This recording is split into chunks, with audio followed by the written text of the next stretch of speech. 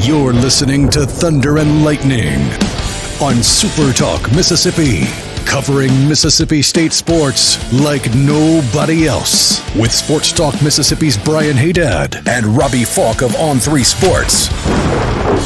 Now get ready for Thunder and Lightning.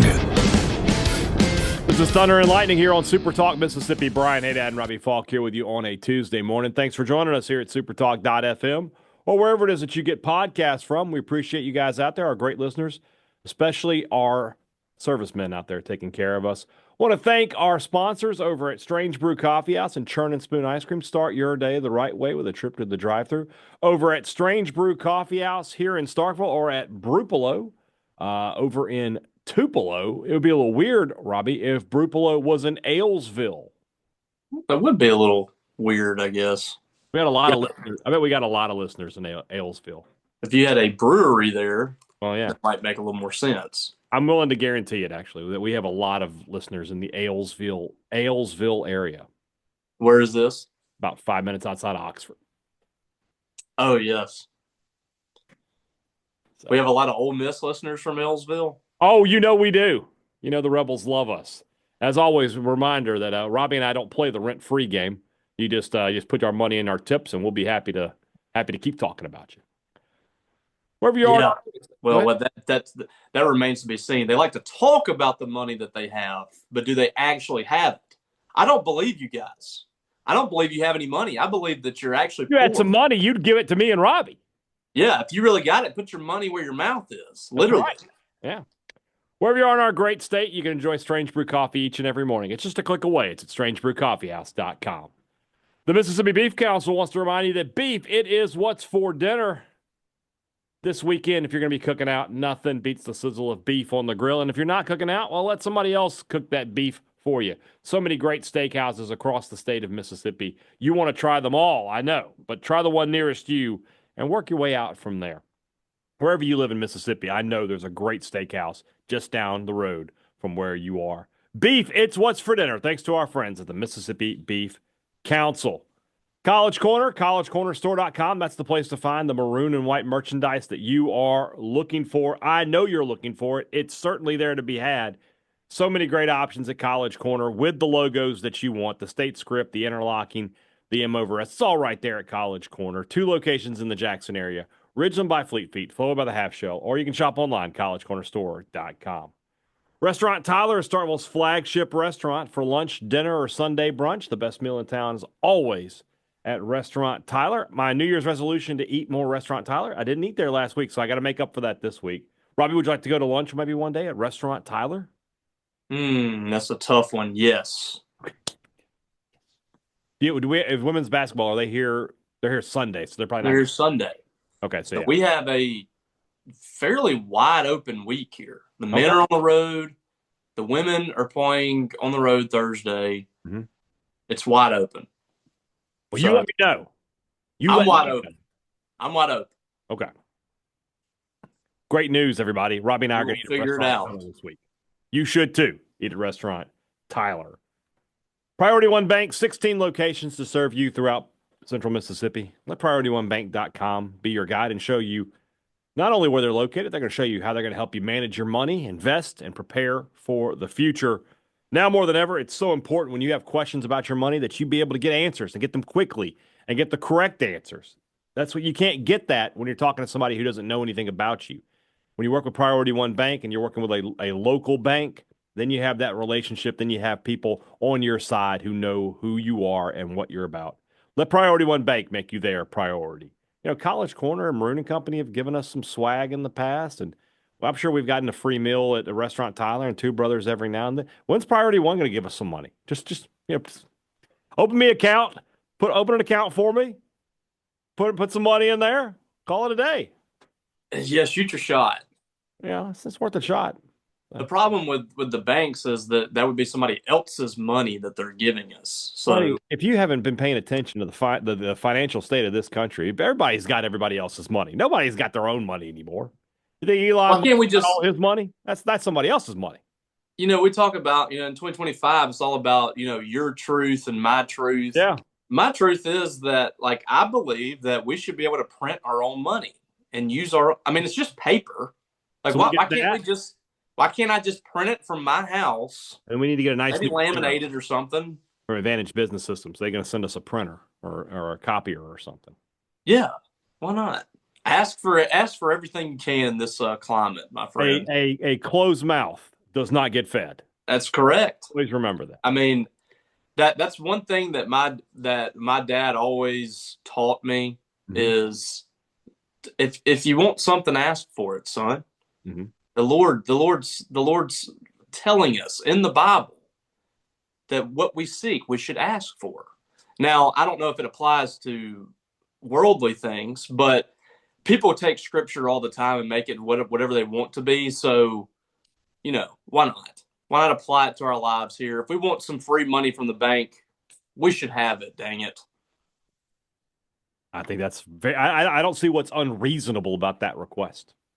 It's not. It's not unreasonable at all. I agree. All right. Mississippi State heading to the plains of Alabama to take on the Auburn Tigers tonight, 6 p.m. tip. So right as Sports Talk Mississippi goes off the air, you can tune into Mississippi State basketball with Neil Price and Coach Richard Williams. This was going to be a tough game. Let me change that. This is going to be a tough game for Mississippi State. It is made somewhat more manageable by the loss of Janai Broome, the likely SEC Player of the Year, averaging 18 and 11 on the season, shooting 55% from the field. Just an outstanding basketball player.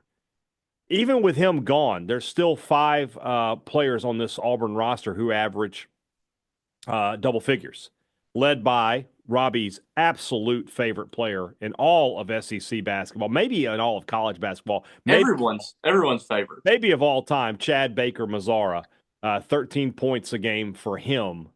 Robbie can't stop gushing about how much he loves him some Chad Baker-Mazara. A man that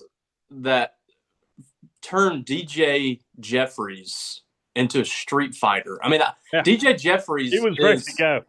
Perhaps the most temperamental, the guy just played the game. You hardly ever see him beef him with anybody.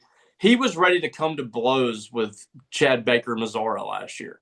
Mm-hmm. And when that happened, I think I tweeted something out during the SEC tournament, like, if DJ Jeffries is ready to fight you in public, that you've done something wrong here. Yeah. So that was kind of a realization for me that this guy's, he gets under your skin.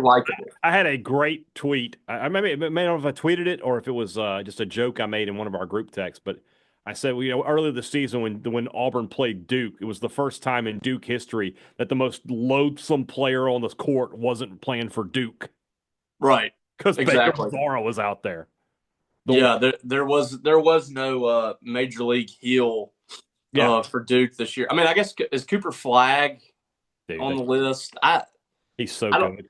I don't know much about him personality wise. Well, I mean, you just look at him and you're like, he looks like Leitner, but he can play.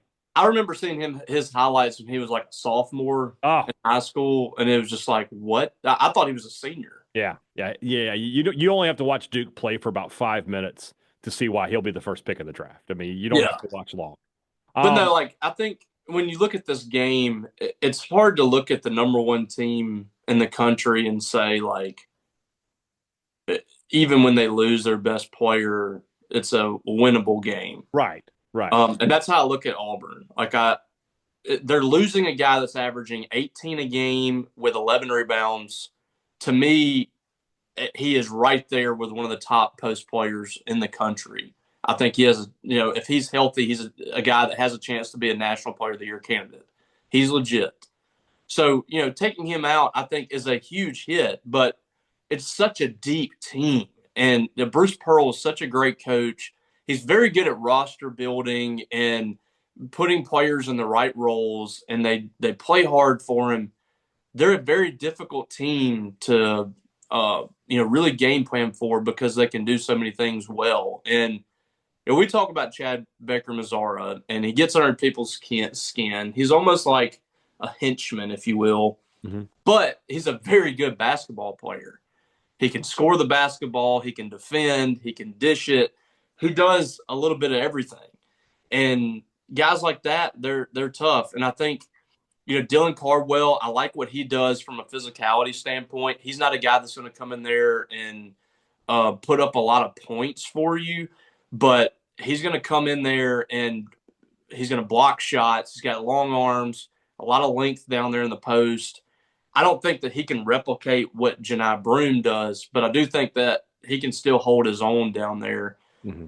Chaney Johnson's been really good this year. Denver Jones has been really good this year. They got another guy, Miles Kelly, that's been really good. Tashad Pettiford. They are a very deep and talented team. So while I do think they will be missing Janai Broome, being at home in what is arguably one of the best atmospheres in the country, they've made it that at Auburn. It's going to be a very difficult game for Mississippi State. It's not a game that I think they can play, their B game and win. I think they need to play their A game. It's one of those things where you have to recreate, take it from Moneyball. You recreate in the aggregate, right? All right. So you got to find 18 points here. That doesn't mean that somebody has to add 18 points. All right. It's, can I get a couple more from Baker Mazzara? Can I get a couple more from Pettiford? Cardwell might be the guy that they might need 5 or 6 more points from in this game. But it becomes a team effort for Auburn. And it's no different than for any other team. Any other team that loses its best team, if they have the depth, they can overcome it. I'm of the opinion that if Mississippi State were to be without Josh Hubbard for a long, extended period, they have enough depth around them to be okay. And Auburn might have enough depth to be a little bit better than okay. They're now the number 1 team in the nation. That poll came out this morning. That's no surprise after Tennessee lost, so especially in the fashion that Tennessee lost last week, that they were going to drop. Mississippi State dropped in the both polls to 14th and 18th. The drop to 18th was a big drop, a 5-spot drop for the Bulldogs, but just kind of is. And that's the poll that was higher on Mississippi State last week. Yeah, So it's odd, but whatever. That usually means somebody. That's the somebody coach. else jumped them. Well, no, my thought is since the coaches poll that somebody just neglected to put State on there. I bet if we could find the ballots, or somebody had left them all altogether. Yeah, and that's what's because a 5-spot drop because you lost to Kentucky at home by 5 points is odd. It means that somebody screwed something up. This Auburn basketball team on the season averaging right at 87 points per game, only giving up 66 points per game, beating their opponents by an average of 21 per game. They out-rebound their opponents by about 7 rebounds per game. They're 2-1 basically on assist to turnover. They've just been Bruce Pearl has – we talk a lot about the SEC and how in the last decade or so there's been this commitment to basketball. The hiring of Bruce Pearl at Auburn was kind of one of those moments because remember he was under a show cause when they hired him, but they knew that guy was an elite basketball coach, and they said this is the route we're going to take. And it was smart. It was smart. It was absolutely smart. It makes me wonder why somebody hasn't just done the same thing with Will Wade. To be totally honest with you, I bet LSU would not mind going back and just saying we'll ride out the show cause. They will if he's solid this year. If he's they get to the NCAA tournament or something, somebody will. Yeah. We mentioned that game with Duke earlier. That is the only loss for Auburn this season. They lost at Cameron Indoor. That's their only loss. They're obviously off to a 3-0 start. But that being said, they struggled, and even before they were losing when Janai Broome got hurt against South Carolina. They had to really batten down the hatches in the last 5 minutes to escape Columbia with a win. They also struggled a little bit at Texas.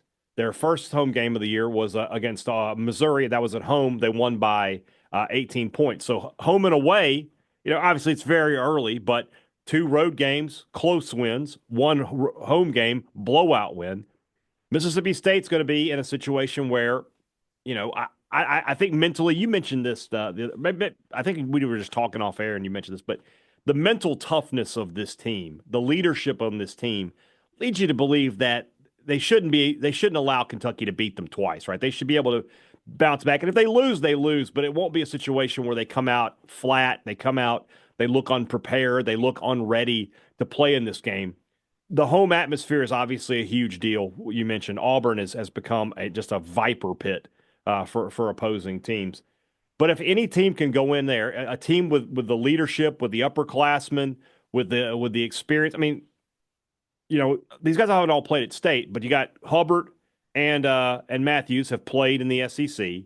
Kugel has played in the SEC. Melendez has played in the SEC. All of these guys, I guess Hubbard hasn't been to Auburn yet, but these guys have all played tough SEC basketball. I think they've got enough. Keyshawn Murphy, obviously, as well. I don't worry too much about the atmosphere getting to Mississippi State. I worry more about this Auburn basketball team getting to Mississippi State because they are very, very good. Yeah, it's just kind of a wave. You got guys that can score at just about every position. And I think State can do that as well. But yeah, it's interesting that both teams are like that. You're correct.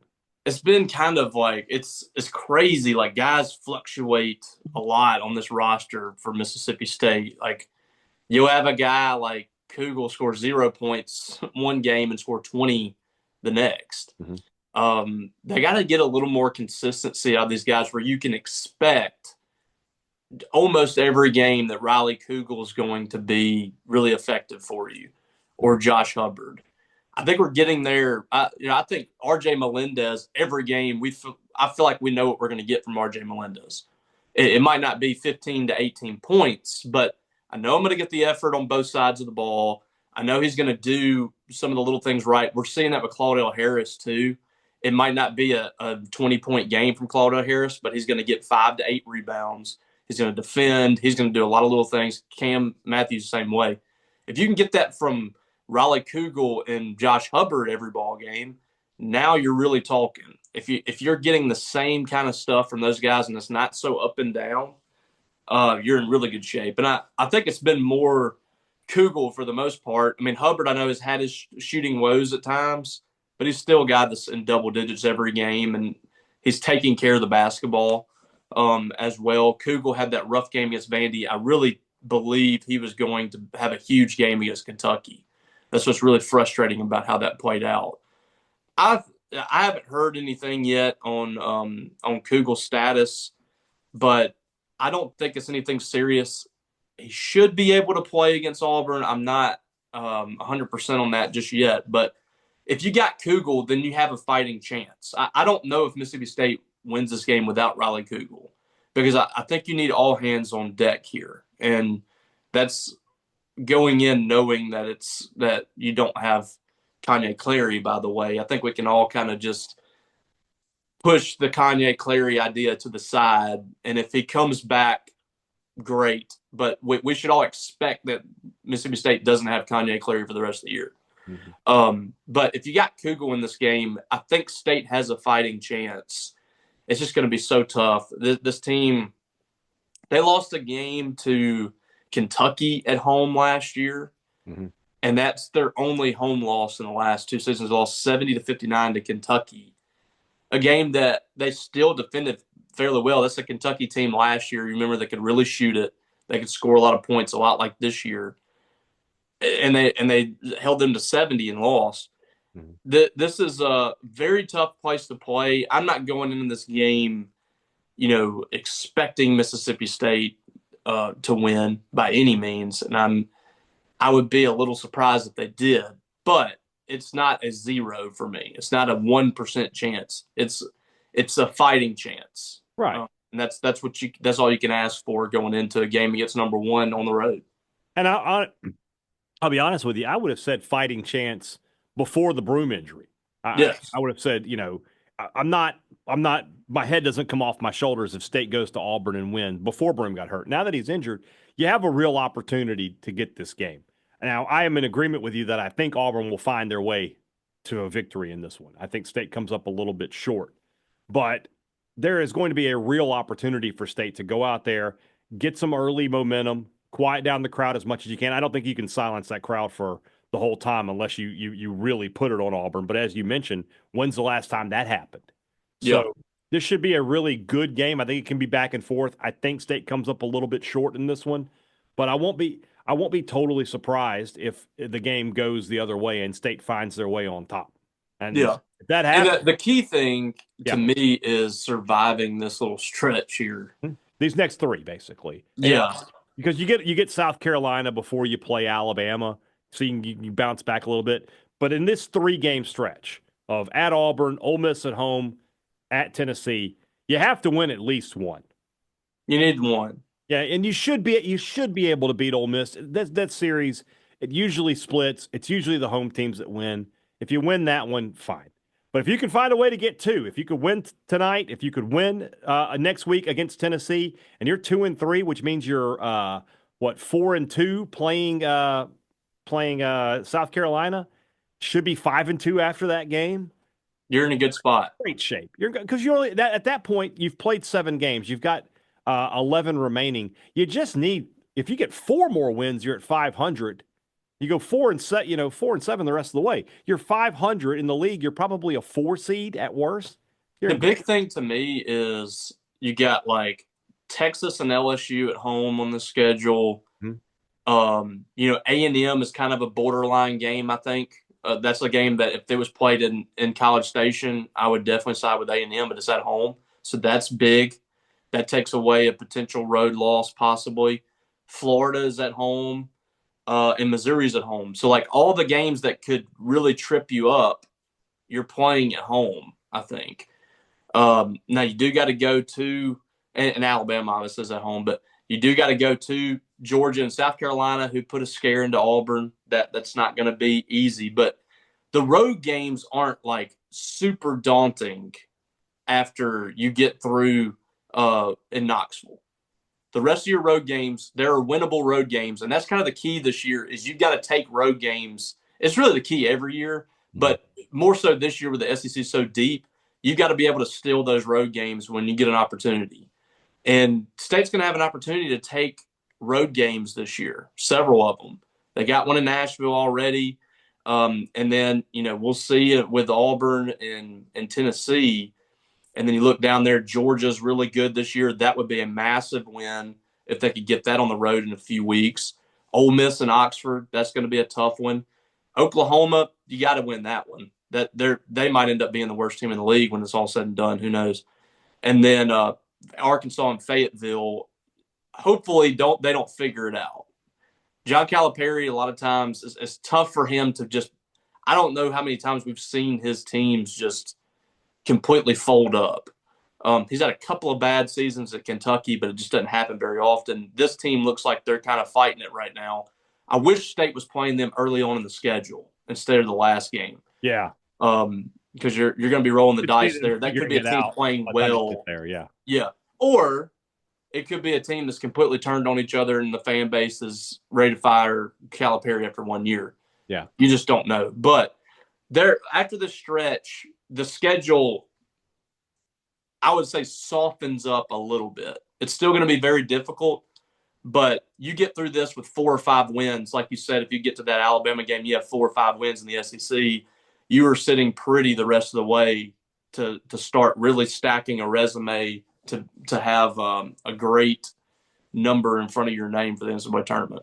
Yeah, I agree with you 100%. So 6 o'clock tip, Mississippi State and Auburn. If the Bulldogs can win that, when's the last time they beat the number 1 team in the nation, Robbie? Do you know? I don't remember one.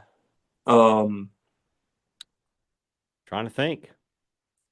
In my lifetime, I don't know if they have. In 96. They beat Kentucky when they were Kentucky number 1. Yeah. Okay. That would be it. I think. What was Alabama when they beat them in the SEC tournament? Oh, they weren't number 1. Are they not? Alabama won at one point. The SEC championship in 2002? Yeah. No. They weren't number 1 in the country. Now you got me looking. I will let's see if Matt Dunaway can help us out with his media guide here. Matt does a good job of really like separating everything into different categories. All right, they beat Kentucky. That was 96, we said. Mm-hmm.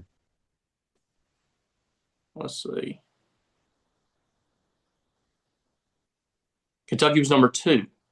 Really? No, Kentucky was number 1 in the SEC tournament. They were number 2 when they lost to them in the regular season. Right. So they did beat them as number 1. They lost by 3 to Auburn. Auburn was number 2 in the country in 98. Wow. Yeah. Chris Porter, Mamadou Njai. Lost to Stanford. I remember that 99-2000 game against Stanford. Yeah. They were number 1 in the country.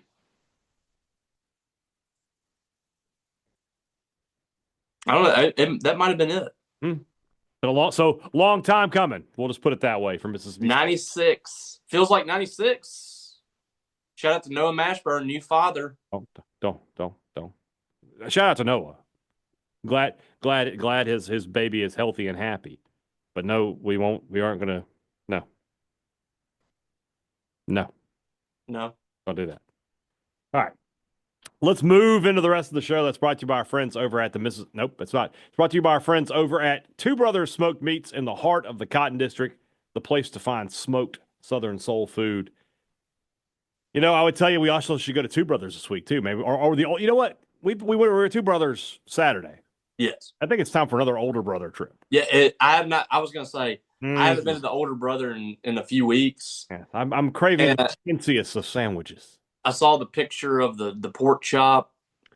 Yeah, there's some new menu items I've really got to check out. I got to reach out to those guys. I got to reach out to Terry and Barton and find out what's going on there for dinner. Because I know all about the fancy sandwiches, but what's going on dinner? Terry he sent me a message the other day, and he said that I don't know. I'm not a huge salad guy, but he told me the kale salad there is amazing, and he said he's not even a big fan of kale, and he said it was amazing. But like, he's talking to us two who are not particularly healthy, but he said it's great. He also said I've made some healthy changes in my life, but I haven't resorted to kale yet. What are we doing here? Well, you should try it. Well, we could all use a little extra, health in our diets. Just saying. How about they just bring me like a little bowl and I'll take a bite and see how it goes. Well, he said you can have smoked salmon or chicken on the salad. Okay. I mean, I don't mind salmon, so I guess. Well, I don't know. I like chicken. I'm not saying you have to get it, Brian. I'm just saying for our salad lovers out there, they have salad options. They have salad options that even a man like Terry Powell, who's not a big fan, he's a meat eater, enjoys. Okay. All right. There you go. All right. I think we've said it all right there. Two Brothers Smoked Meats and the older brother. Great products, great service. Every business likes to promise it to you. They deliver it to you at Advantage Business Systems. That's what they've been doing for 50 years. 50. Had a little extra zing on that one. I like it. When you need a new copier, a new printer, whatever you need from business technology, give Advantage Business Systems a call. If something goes wrong, then it's an easy fix. You just call the same people who made you the sale. You don't have to call a different number, talk to a different person. They're going to set you up with another person. That person might send you to another person. Don't deal with all that. Just make one phone call to Advantage Business Systems, and it's problem solved for the rest of the time. Making it easy on yourself. 601-362-9192, or you can visit them online, absms.com. Find out how Advantage Business Systems will help your business do business.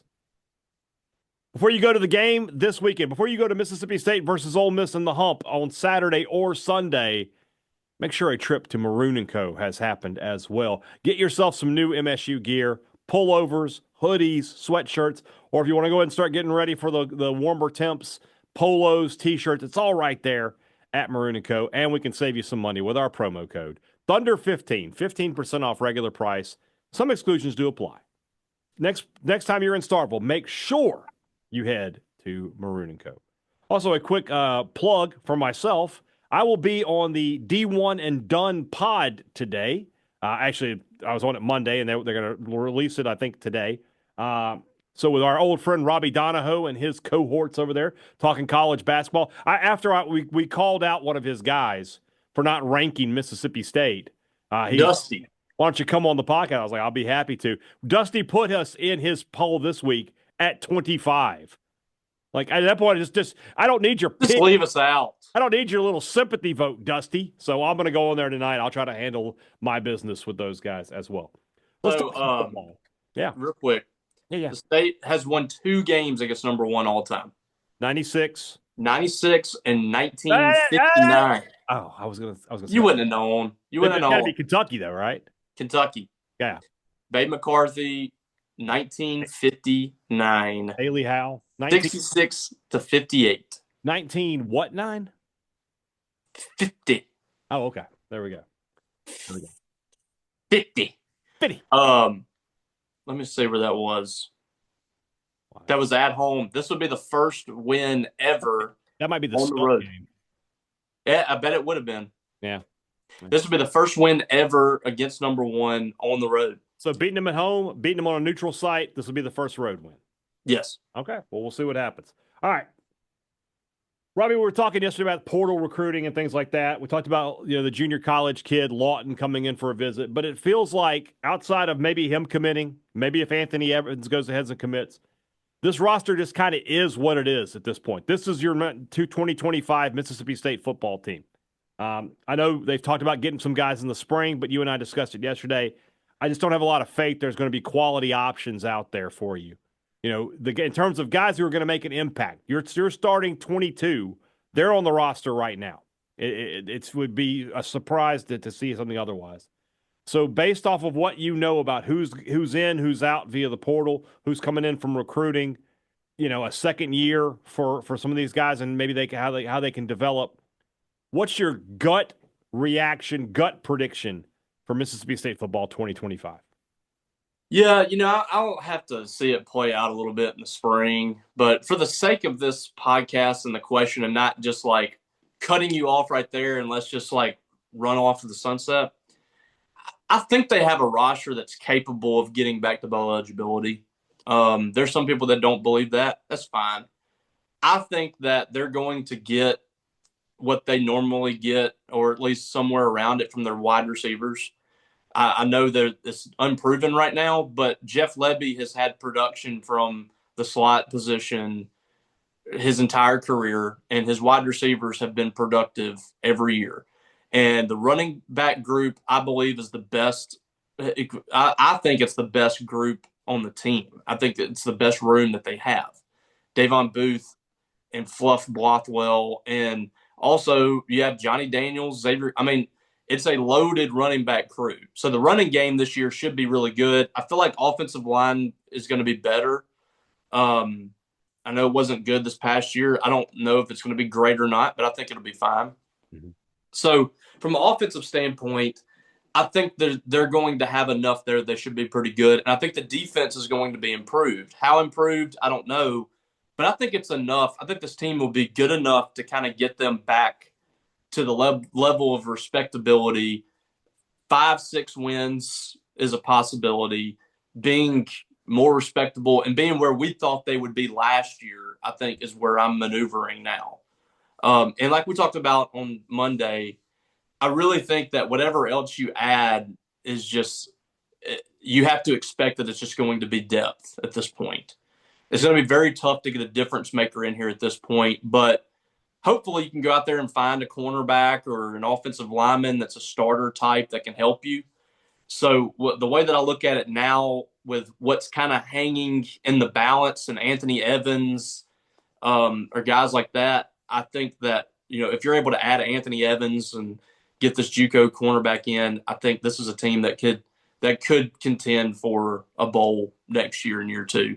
And at that point, it makes you a much more respectable option in the portal next year. That's, to me, it's not what everybody wants to hear, but I think that's how you have to look at this now with this process. You're building something under Jeff Lebby. Everybody wants instant gratification. I totally get that. But the reality is it's very tough for Mississippi State to get that right now. So what you want to do is you want to elevate your status a little bit. You want to get out of the cellar.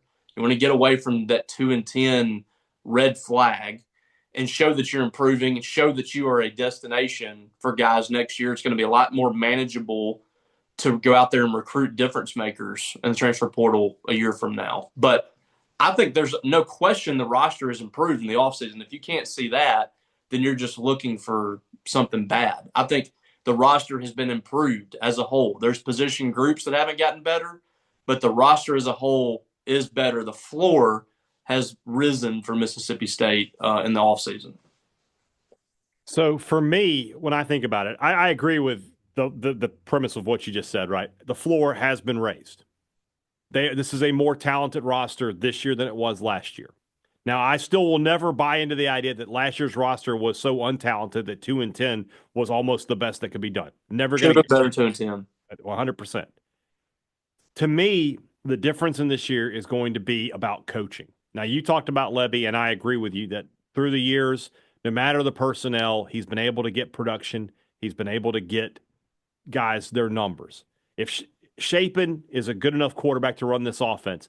Now, if he goes down, I don't know. I don't know what Croman Hawk brings.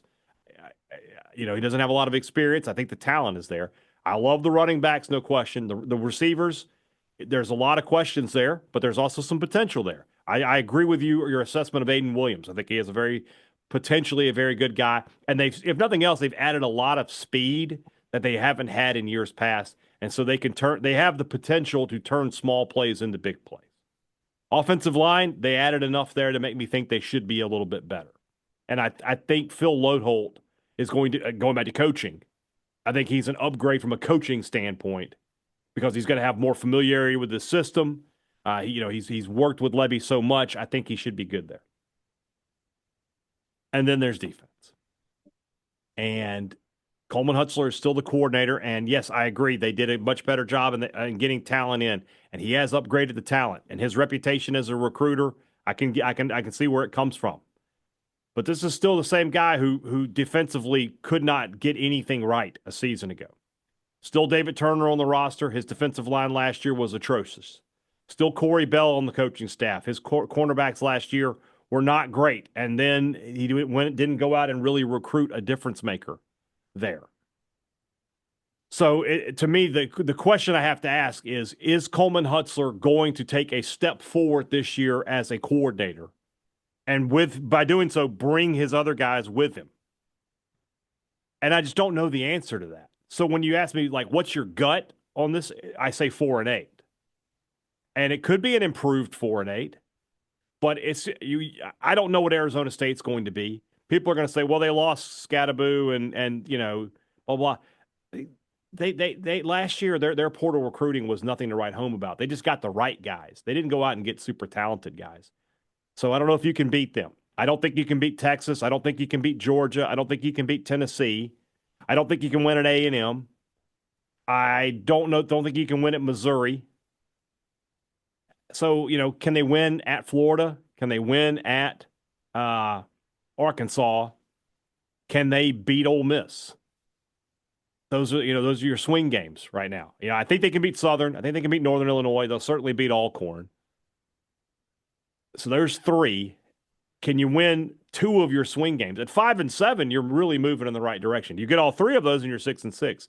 That's where I am with this team. So if you said, Brian, what do you think their record's going to be today? I would say 4-8. I think they win one of their swing games. And I guess you could put Arizona State in that swing game category as well, just because even as this is a team that went to the playoff and nearly advanced into the semifinals versus a 2-10 team. And State was in the game in the fourth quarter. They had a chance. And played terribly defensively. Played terribly. And offense was awful. And couldn't run the ball. Couldn't run the ball. Yeah. So, 4-8 is probably where I am right now, but it could go up. I want to see a little bit more. The point you're making is what we miss a lot is that the schedule is so brutal. Yeah. We talk about try to convince winning 6 games in a vacuum. We talk about, well, they should be better, so 6 wins. And then you don't realize they're playing 4 playoff teams plus 2 teams that just missed the playoffs. Yeah. I mean, it's tough. It goes back to the fact that, this year the State having the schedule that they did was just screw job, man. For a first-year head coach to have to – and a freshman quarterback – to cut your teeth in that was just unreal that they got that draw. Going on the road to Georgia and Texas and Tennessee and Ole Miss, how does that happen? But that's what they got, and they're going to have it again next year. Yeah. And in some cases, it might be even worse because you get those teams that you had to play on the road at home, but they're still significantly better than you. Yeah. Texas, Tennessee, Georgia, even Ole Miss is going to be ahead of State. Again, 5 of your 7 home games are against either playoff teams or a team in Ole Miss that was just outside the playoff. Mm-hmm. That Now, is it's great for selling tickets if you can get people excited. Well, you say that, but at the same time, right now, it's going to be a lot of, do I really want to pay that much money to watch State get their brains beat in? Fine. Well, that's why the first part of the schedule is so big. State has to come out and look good in those games and sneak a win over Arizona State, feel good about yourself early to get people excited. If State plays that first game against USM and they win something like 41-24, all bets are off. I mean, that's a 3-9 team at best. But they go down to Hattiesburg and they can dominate that game from start to finish, then maybe you feel a little bit differently. So, going to learn a lot about State in week 1 with the way they play against USM. But we'll see between now and then. All right, guys, tomorrow's the Rumblings. Get your questions in. We will be happy to answer them. Talk to you guys tomorrow. For Robbie Faulk, I'm Brian Hadad. Thanks for listening to Thunder and Lightning here on Super Talk, Mississippi.